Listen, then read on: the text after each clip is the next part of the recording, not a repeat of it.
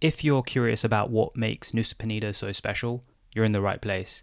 In this video, we're going to break down everything from what to see, what to do, what not to do, and also how much it's going to cost you. Penida Island is famous for its iconic views and hard to reach beaches. Later in the video, we'll show you a couple of bonus tips that you might not have considered, but will definitely elevate your trip.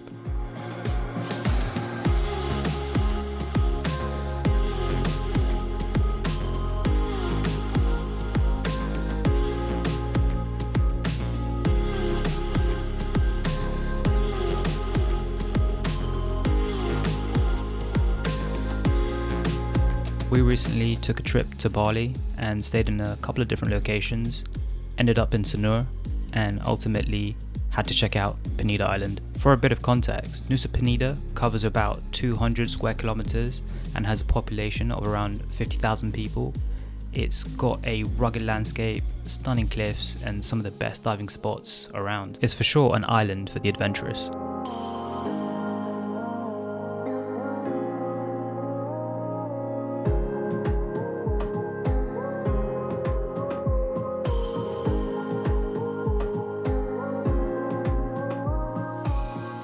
We really enjoy putting these videos together and sharing our experiences, but these videos do tend to take quite a lot of time to put together.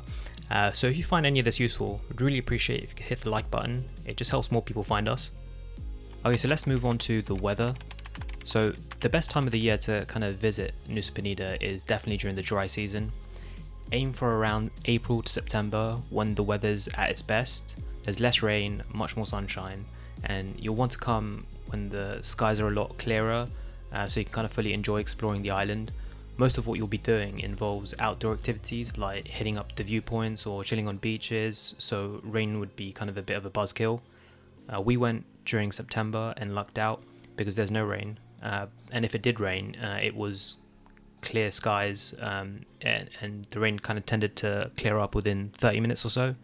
The weather can be a bit unpredictable, but it's worth timing your trip for around the dry season so you can kind of get optimal weather. Okay, cool. So let's talk about how to actually get to Nusa Penida Island. You can get to the island a couple of different ways. Most common is taking a boat from Sanur Beach Harbour, or you can get the boat from Kasamba, but we took the one from Sanur. It does tend to be quite crowded, so there's kind of conflicting views. You can get one from Sanur or you can get one from Kasamba if you want to avoid the crowds. Once you're on the island, getting around isn't exactly straightforward. Public transport is limited. There's no Uber or Grab services available, so you can rent a scooter. Most people opt for renting scooters, but fair warning, the roads can be super bumpy. Some of the best spots are a bit out of the way, so it's really worth planning your transport ahead of time. At the harbours, you get a lot of taxi drivers, a lot of locals, people offering to rent your scooters. Most people opt for renting scooters. Honestly, the smartest move is to rent a motorbike or hire a driver for the day. It will save you a ton of hassle and make exploring the island way more enjoyable. Okay, so let's break down what to do or where to go once you're on the island. The main attractions here are the stunning views and the hard to reach beaches of Klingking and the newly formed Diamond Beach. And of course, you don't really want to miss out the manta rays as well and snorkeling if that's what you're into. These are kind of the top 3 activities that would recommend you spending your time on during your visit to the island. Nusa Penida isn't huge. You could technically drive around the entire island in about 3 hours or so, but keep in mind these key spots are on the opposite sides of the island, so be ready to drive 1.5 hours between them. That's why we highly recommend spending a few nights on the island to break up the time between sightseeing and really kind of soak it all in. Our suggestion is spend a night on the Diamond Beach side. There are some really good accommodations around there. Then maybe head over to the Crystal Bay area, where you'll find a bunch of hotels and even homestays and things like that. From there you can kind of easily access Klingking Beach, Broken Beach, Crystal Bay, and loads more viewpoints. The west side of the Penida Island. On the west side of the island you have some of the most iconic spots like Klingking Beach Broken Beach, Angel's Billabong, and Crystal Bay. Klingking Beach is probably one of the most famous beaches that definitely has come up on your For You page at some point, whether you realize it or not. I guarantee you've definitely seen it on your feed more than once. But the hike down to the beach is no joke at all. The stairs are super steep, taking about an hour to descend down and another hour to climb back up.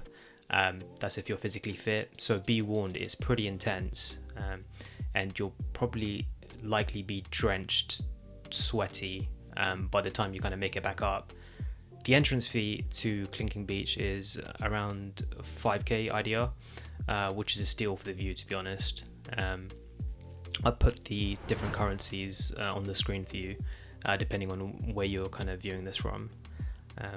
On our tour, we had about 40 minutes to an hour here before being kind of rushed along to get back to the boats, which is exactly why kind of taking your time here is so key to kind of enjoying and kind of soaking it all in.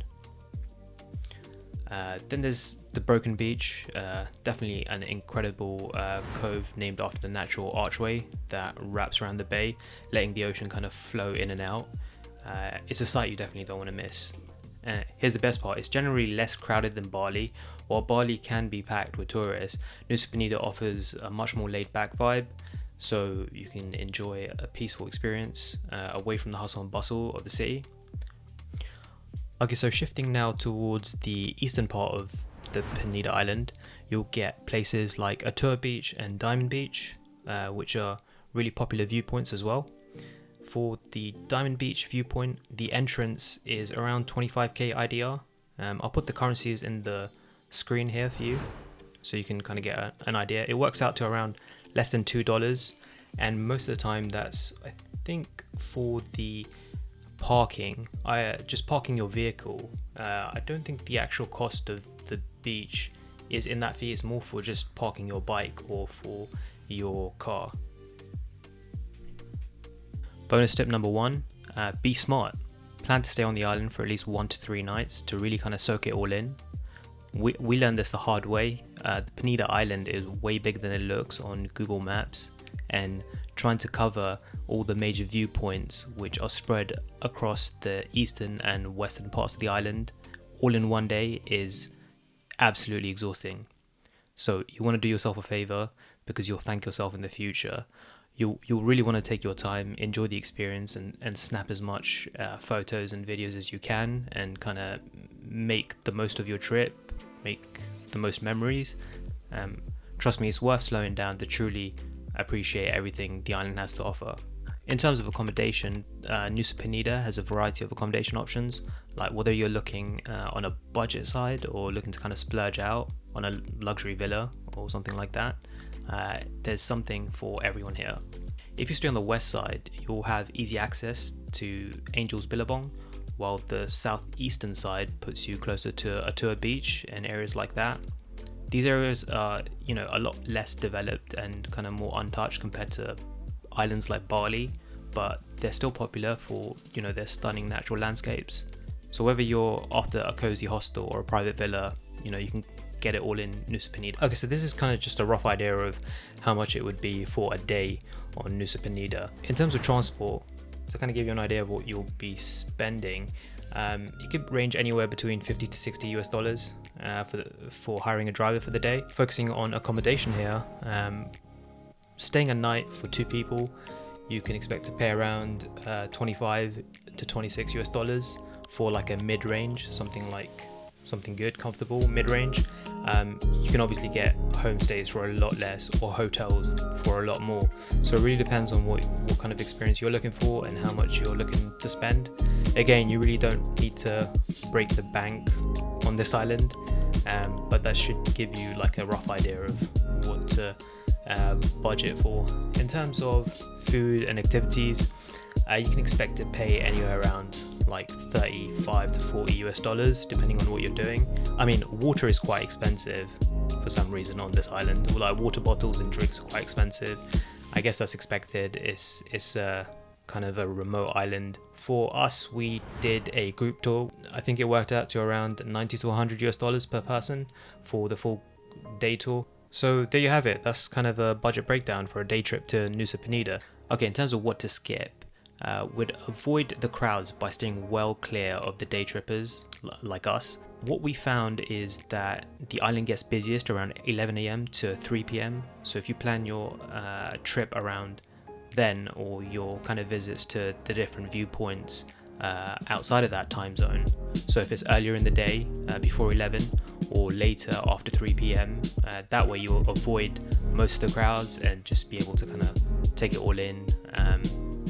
Yeah, and that's it. That's Nusa Penida Unpacked by us. If you found any of this useful, then consider hitting the like button. But wherever you're off to, enjoy the moments, and I'll see you in the next one.